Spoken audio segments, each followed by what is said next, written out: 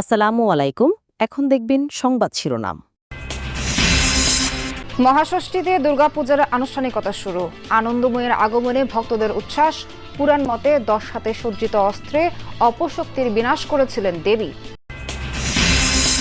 টাঙ্গাইলে মূল পাইপলাইন ফেটে শহরে আবাসিক ও কারখানায় গ্যাস সরবরাহ বন্ধ। বিদ্যুৎ বিচ্ছিন্ন 3 উপজেলা, শুরু হয়নি মেরামত কাজ।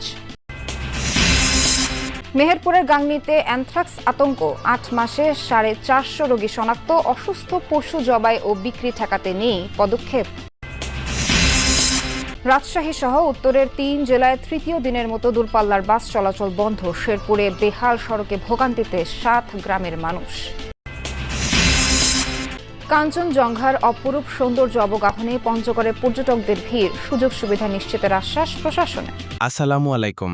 এতক্ষণ দেখছিলেন সংবাদ শিরোনাম, এখন দেখবেন বিস্তারিত। বোধন শেষে ষষ্ঠী পূজার মধ্য দিয়ে আনুষ্ঠানিকভাবে শুরু হয়েছে সনাতন ধর্মাবলম্বীদের সবচেয়ে বড় উৎসব শারদীয় দুর্গাপূজা। দেবী দুর্গার আগমনে উচ্ছ্বসিত ভক্তরা। আনন্দময়ের আগমনী গানে মুখর চারদিক। আগামীকাল মহাসপ্তমীর সকালে চক্ষুদানের মধ্য দিয়ে প্রাণ প্রতিষ্ঠা হবে ত্রিনয়নী দেবীর প্রতিমায়। শারদ প্রভাত, আকাশে সাদা মেঘের ভেলা আর বাতাসে উৎসবের সুর। মহাষষ্ঠীতে দেবী দুর্গার আগমনে মণ্ডপে মণ্ডপে আনন্দ আর ভক্তির মেলবন্ধন। ষষ্ঠী পূজার মূল আকর্ষণ মহামায়ার বোধন। মন্ত্রোচ্চারণের মধ্য দিয়ে শুরু হয় দেবীর আরাধনা। বিহিত পূজার পর দেবীর আমন্ত্রণ ও অধিবাস দিয়ে মূল দুর্গোৎসবের সূচনা হয়। সনাতন ধর্মাবলম্বীদের বিশ্বাস, অশুভ শক্তি দমন করে শুভ শক্তির জাগরণ ঘটাতে এদিন থেকেই পৃথিবীতে অবতীর্ণ হন দেবী দুর্গা। শুভ ষষ্ঠী, আজকে মায়ের বোধনের মাধ্যমে আমাদের দুর্গাপূজা শুরু হলো। তো কালকে ষষ্ঠী তিথি লেগেছিল, সন্ধ্যেবেলা বোধন হয়েছে। আজকে মা দুর্গার ষষ্ঠীর তিথির পুজো হয়েছে। আজকে ঢাক, ডোল, বাদ্য, উলুধ্বনি, পঞ্চ উপাচারে এই ষষ্ঠী পূজা বা বোধন করা হবে। শিশু থেকে বয়স্ক সব বয়সী মানুষের ভিড় মণ্ডপে। কেউ বাজাচ্ছে ঢাক, কেউ শঙ্খ, আবার কেউ বা প্রার্থনায় মগ্ন। ছোট্ট শিশুরা প্রসাদ হাতে নিয়ে ভিড় করছে প্রতিমার সামনে। প্রত্যেক দিনই মার কাছে চাইবো যে আমরা সবাই, সব সনাতনী এবং দেশবাসী সবাই ভালো থাকুক। টাঙ্গাইলে গ্যাস সঞ্চালনের মূল পাইপ ফেটে যাওয়ায় 14,000 গ্রাহকের গ্যাস সরবরাহ বন্ধ রয়েছে। রোববার সকালে সদর উপজেলার শিবপুর এলাকায় ঘটনা ঘটে। টাঙ্গাইল তিতাস গ্যাস কর্তৃপক্ষ জানায়, গ্যাস সঞ্চালনের লাইনের মূল পাইপটি ফেটে যায়। এতে শহরের প্রায় 14,000 গ্রাহক ও 15টি সিএনজি স্টেশন সহ সকল কারখানায় গ্যাস সরবরাহ বন্ধ হয়ে যায়। এদিকে গ্যাস পাইপের ওপর পল্লী বিদ্যুতের খুঁটি থাকায় টাঙ্গাইল সদর, নাগরপুর ও দেলদুয়ার উপজেলার প্রায় 2 লাখ গ্রাহকের বিদ্যুৎ সরবরাহ বন্ধ। বিদ্যুৎ স্বাভাবিক করতে কাজ করছেন শ্রমিকরা। পল্লী বিদ্যুৎ সমিতির কর্মকর্তারা জানান, গ্যাস লাইনের উপর বিদ্যুৎ খুঁটি ছিল। দুর্ঘটনার পর সেটি সরানোর কাজ চলছে। গ্যাসের লাইন লিক হয়ে আমাদের খুঁটির গোড়াতে স্পার্ক করে আগুন ধরছে। আমাদের এখানে সার্কিট আছে হলো 33 কেবি লাইন। এই 33 কেবি লাইনের ঝুঁকিপূর্ণ কারণে অপসারণ করে আমরা পাশে আরেকটা নতুন খুঁটি স্থাপন করব। উপরে থেকে আগুনের কয়েকটা লিলিহা পড়লো, পড়ার পরে তখন নিচে থেকে এরকম ভাবে পানি, ওই যে এটা দেখতেছেন, মার্কটা দেখছেন, রড, দ্বিতীয় রড, ওই পর্যন্ত স্টেপ বাই বয়ে উঠতেছে। আমি এই মুহূর্তে রাবড়া বাইপাসের যে শিবপুর এলাকা রয়েছে সেই এলাকাতে রয়েছে, যেখানে গ্যাসের লাইনটি ফেটে গিয়েছে এবং ফেটে যাওয়ার পরপরই কিন্তু টাঙ্গাইল শহরের যে গ্রাহকদের বিদ্যুৎ গ্যাসের লাইন এবং বাকি যে সিএনজি পাম্প এবং কারখানাগুলো রয়েছে সেগুলো কিন্তু গ্যাস সরবরাহ বন্ধ রয়েছে। আরেকটি বিষয় জানিয়ে রাখি যে আমি টাঙ্গাইলের চন্ডার যিনি উপ সহকারী প্রকৌশলী আব্দুল আলিম, তার সাথে কথা বলেছি। তিনি এখানে উপস্থিত হয়েছিলেন, গ্যাসের প্রকৌশলী। তিনি জানিয়েছেন যে টাঙ্গাইল শহরে যে গ্যাসের সরবরাহ সেটি তারা বাইপাস করে দেওয়ার চেষ্টা করছে। মেহেরপুরের গাংনীতে উদ্বেগজনক হারে বাড়ছে অ্যানথ্রাক্স রোগীর সংখ্যা।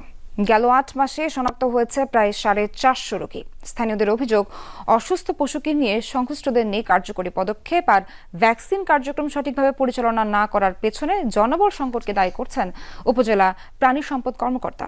মেহেরপুর গাংনীর বেদবাড়িয়া গ্রামের কামরুল সালেহা দম্পতি সম্প্রতি নিজেদের পোষা ছাগল অসুস্থ হলে জবাই করেন তারা। মাংস কাটার সময় কাকতালীয়ভাবে দুজনেরই দুটি আঙুলের কিছু অংশ কেটে যায়। পরে সেই ক্ষতস্থানে তৈরি হয় ঘা। পল্লী চিকিৎসকের পরামর্শে উন্নতি না হওয়ায় যান সদর হাসপাতালে। সেখানেই জানতে পারেন অ্যানথ্রাক্সে আক্রান্তের কথা। আর একটুকুন বুতা নাইলো নাকি সাইডে দুদিন গাছ খাইতে আসুন ব্যথা করলেন এখন না করে দিই। তারপরে দিন ধরেন আমি আস্তে আস্তে বাড়িতে খাওয়া দাওয়া করি নৌক আমার সাটে যায় খাওয়ার পরে একটু কমেছে, এখন ভালোই আছি। কামরুল সালেহার মতো উপজেলার আরও কয়েকটি গ্রামে এই প্রাদুর্ভাবের খবর পাওয়া গেছে। রোগাক্রান্ত পশুর মাংস খাওয়া এবং এর সংস্পর্শে গিয়ে আক্রান্ত হলেও অনেকেই জানেন না এর ভয়াবহতা। স্থানীয়দের অভিযোগ, অসুস্থ পশু জবাই ও বিক্রি বন্ধে কার্যকরী পদক্ষেপ না থাকায় বাড়ছে অ্যানথ্রাক্সে আক্রান্তের সংখ্যা।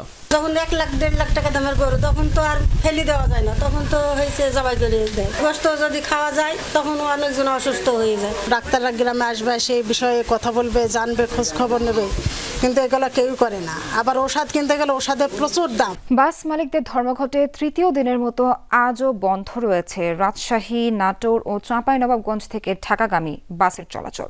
সকাল থেকে সব জেলা থেকে ঢাকা, চট্টগ্রাম সহ বিভিন্ন রুটের দূরপাল্লার কোনো বাস ছেড়ে যায়নি। চরম দুর্ভোগে পড়েছেন যাত্রীরা। ভেঙে ভেঙে গন্তব্যে যাচ্ছেন তারা, গুনতে হচ্ছে বাড়তি ভাড়া। এর আগে বৃহস্পতিবার রাতে হঠাৎ করে কাউন্টার থেকে বাস চলাচল বন্ধের ঘোষণা দেয় মালিকপক্ষ। সম্প্রতি বেতন বৃদ্ধির দাবিতে ধর্মঘট পালন করেন পরিবহন শ্রমিকরা। পরে 23 সেপ্টেম্বর ঢাকায় মালিকপক্ষ ও শ্রমিকদের বৈঠকে বেতন বাড়ানোর সিদ্ধান্ত নেওয়া হয়, যা 25 সেপ্টেম্বর থেকে কার্যকরের কথা ছিল। তবে হঠাৎ করেই শ্রমিকদের সেই নির্ধারিত বেতন দিতে আপত্তি জানান মালিকরা। এর পরপরই ডাকা হয় ধর্মঘট। 3 যুগের আগের ভয়াবহ বন্যার সড়কে সৃষ্টি গর্ত এখনও ভোগাচ্ছে শেরপুর সদরের অন্তত 30,000 মানুষের।